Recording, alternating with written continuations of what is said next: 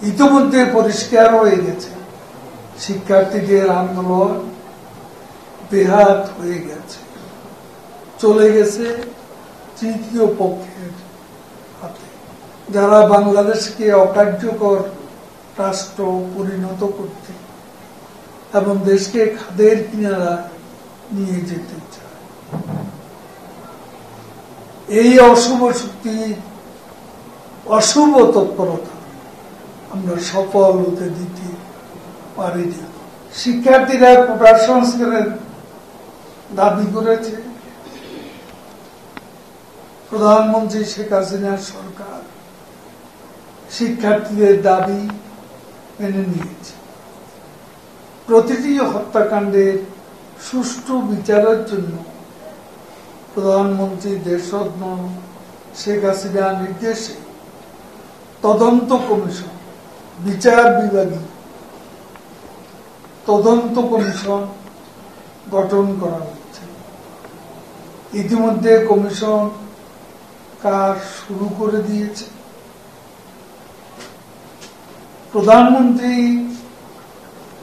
জাতিসংঘ সহ বিশ্বের যারা এই তদন্ত কার্যে অংশ নিতে চান তাদের জন্য দরজা খোলা, একথা তুমি স্পষ্টভাবে বলে দিয়েছি।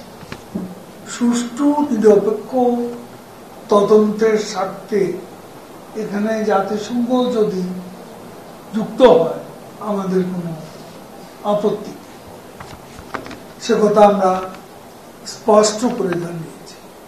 আমরা শিক্ষার্থীদের উদ্দেশ্যে বলতে চাই, সামাজিক যোগাযোগ মাধ্যমে সাইবার সন্ত্রাসীরা বিভিন্ন গুজব অপপ্রচার চালাচ্ছে।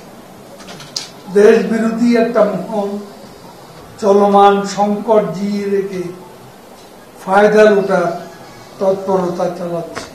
ইতিমধ্যে পরিষ্কার হয়ে গেছে শিক্ষার্থীদের আন্দোলন বেহাত হয়ে গেছে, চলে গেছে তৃতীয় পক্ষের হাতে, যারা বাংলাদেশকে অকার্যকর রাষ্ট্র পরিণত করতে এবং দেশকে খাদের কিনারা নিয়ে যেতে চায়।